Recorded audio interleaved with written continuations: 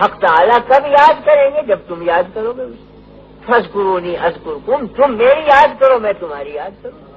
تو اگر کوئی یوں چاہتا ہے کہ میری یاد وہاں قائم ہو جائے، وہ اس کی یاد کو اپنے اندر قائم کر لیں. اگر وہ ہر وقت ذکر کریں گے وہاں بھی ہر وقت ذکر ہوگا. یہ گنڈے دار ذکر کرے گا وہاں بھی گنڈے دار ذکر ہوگا. یہ غافل بن جائے گا وہاں بھی غفلت بڑھتی جائے گی.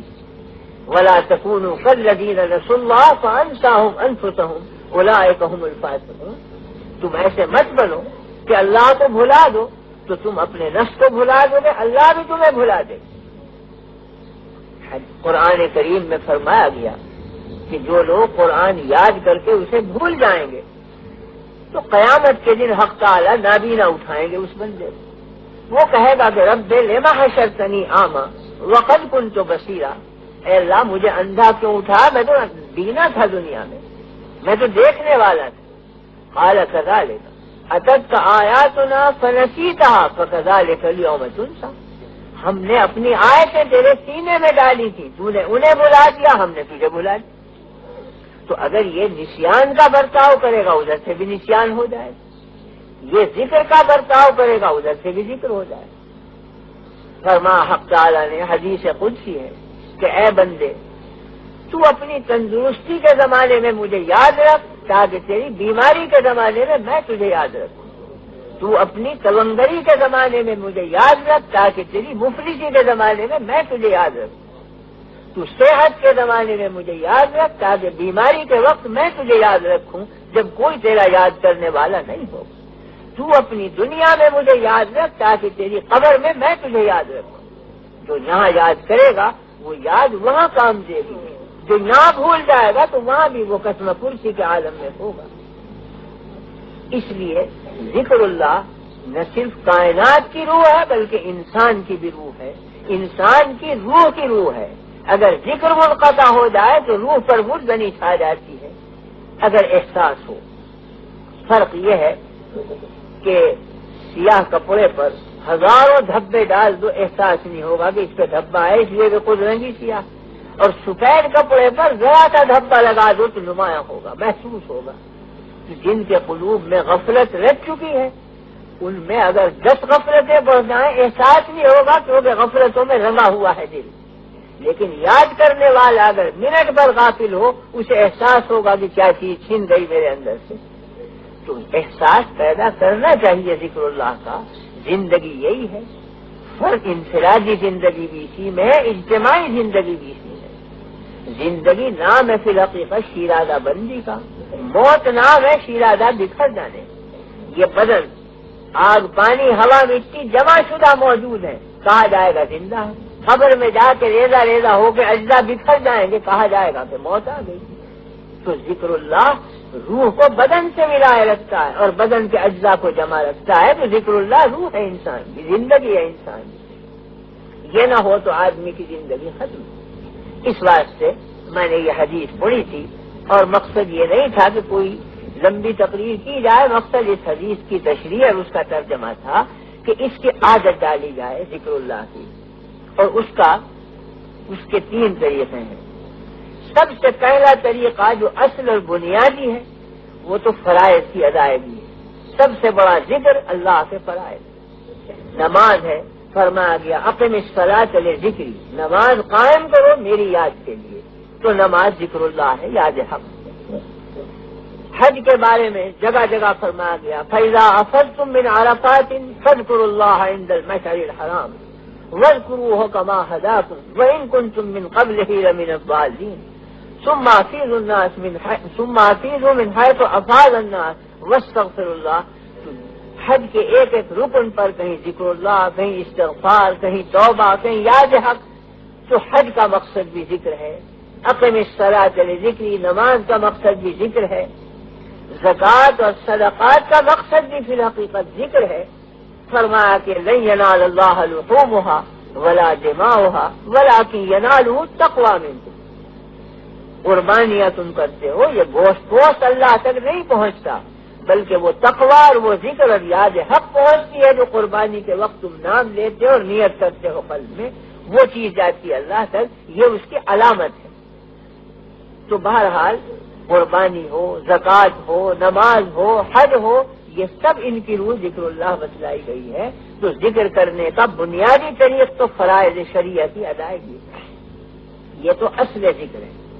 لیکن اصل ذکر کے ساتھ ساتھ امر کیا گیا کہ یا ایھا الذین آمنوا اذکروا اللہ ذکرا کثیرا، اے لوگوں اللہ کی یاد کرو ذکر کثیر کے ساتھ۔ تو ایک ذکر اصل ہے وہ فرائض ہے، اور ایک ذکر زائد اور ذکر کثیر ہے وہ اس سے اوپر ہے۔ اس کے دو طریقے ہیں، ایک موقت اور ایک غیر موقت۔ موقت طریقہ یہ ہے کہ صبح اور شام کا وقت مقرر کر کے کچھ تسبیح اور تحلیل کر لیا کرے آدمی بیٹھ کے۔ صبح کی نماز کے بعد بیٹھ گئے، فرض کیجئے کہ 100 مرتبہ آپ نے پڑھ لیا کلمہ تمجید، سبحان اللہ والحمد للہ ولا الہ الا اللہ واللہ اکبر، 100 مرتبہ استغفار پڑھ لیا، 100 مرتبہ درود شریف پڑھ لیا، اسی طرح شام کو پڑھ لیا۔ فرمایا گیا فسبحان اللہ حین تمسون وحین تصبحون ولہ الحمد فی السماوات والارض وعشیا وحین تظہرون، کہ تسبیح کرو اللہ کی کچھ صبح کو، کچھ شام کو، کچھ دوپہر۔ فسبحوہ بکرۃ وعشیا، صبح اور شام تسبیح کرو اللہ۔ تو یہ ہے موقت طریق کہ ایک وقت باندھ کر کچھ تسبیحات پڑھ لے آدمی، 100 مرتبہ نہ ہو 33 مرتبہ پڑھ لو، 33 مرتبہ نہ ہو کچھ اور کم کر لو، مگر ایک عدد معین کر کے، ایک وقت معین کر کے نبھا دو اس کو۔ حدیث میں ہے کہ خیر الامور ما دیم علیہ، بہترین عمل وہ ہے جس پر ہمیشگی اور دوام برتا جائے، وہ قلب میں جڑ پکڑ لیتا ہے، رسوخ پیدا کرتا ہے۔ پہاڑ کی ایک سل ہے، اس پر گرد پڑ گئی، آپ نے لاکھوں من پانی بہا دیا، گرد دھل گئی، تھوڑی دیر کے بعد پھر پڑ جائے گی۔ تو منو پانی بہا دینے سے ظاہری صفائی آ جاتی ہے، مگر کوئی اندر نمی نہیں پہنچتی چٹان کے اندر۔ لیکن اگر ایک قطرہ آپ گراتے رہیں 12 دن تک تو پتھر کی سل میں سوراخ پیدا ہو جائے گا۔ تو تھوڑا تھوڑا عمل ہو تو قلب میں جڑ قائم ہو جاتی ہے، اور ایک دن آپ نے 50 نمازیں پڑھ لی ہے، پھر غائب ہوئے تو 12 دن تک غائب، تو گرد دھل جائے گی، اجر مل جائے گا، لیکن قلب میں کوئی ملکہ، کوئی بنیاد، کوئی جڑ نہیں قائم ہو۔ تو تھوڑا عمل ہو مگر دوام کے ساتھ ہو، وہ کارآمد ہوتا ہے، دل میں ملکہ پیدا ہو جاتا ہے، جڑ قائم ہو جاتی ہے۔ تو 100 مرتبہ نہ ہو 50 دفعہ صحیح، 50 دفعہ نہ ہو 21 دفعہ صحیح، 11 ہی مرتبہ صحیح، مگر نام حق لیا جائے ایک مقرر وقت تک، کچھ تلاوت کر لی، کچھ تسبیح، کچھ تحلیل، کچھ تکبیر، چاہے 10 منٹ میں ہو مگر پابند ہو جائے آدمی، 40 دن کے بعد خود محسوس ہوگا کہ کیا اثر میرے قلب کے اندر قائم ہوا۔ من اخلص للہ 40 صباحا تجری من قلبہ ینابیع الحکمت، حدیث میں ہے کہ کسی عمل کو 40 دن خلوص کے ساتھ مسلسل کرے تو قلب میں سے حکمت کا چشمہ پیدا ہوتا ہے آدمی، ایک بنیاد قائم ہو جاتی ہے یاد حق کی، جس کی جیسی مناسبت ہے ویسی معرفت شروع ہو جاتی ہے۔ تو ایک ذکر کی یہ صورت ہے ذکر کثیر کی کہ مقررہ وقت پر آدمی کچھ اللہ کا نام لے، اور دوسری صورت یہ ہے کہ غیر مقررہ طریق پر عادت ڈالے آدمی کہ کوئی نہ کوئی اللہ کا نام نکلتا رہے اس کی زبان، اللہ اللہ، سبحان اللہ، لا الہ الا اللہ، اللہ اکبر، اٹھتے بیٹھتے چلتے پھرتے کھڑے ہوئے بیٹھے ہوئے، وضو سے بے وضو، کوئی قید نہیں۔ مہینہ 2 مہینہ تو تکلف کر کے عادت ڈالنی پڑے گی، اور جب عادت پڑ جائے گی تو بے اختیار اللہ کا نام زبان سے جاری ہوگا۔ کوئی حادثہ پیش آئے گا، گر پڑے آپ، فوراً الا اللہ، لا الہ الا اللہ، بسم اللہ، کوئی نہ کوئی اللہ کا نام نکلے گا۔ یہ نہیں نکلے گا کہ لوگوں دوڑو مجھے بچاؤ، اللہ کا نام نکلے گا۔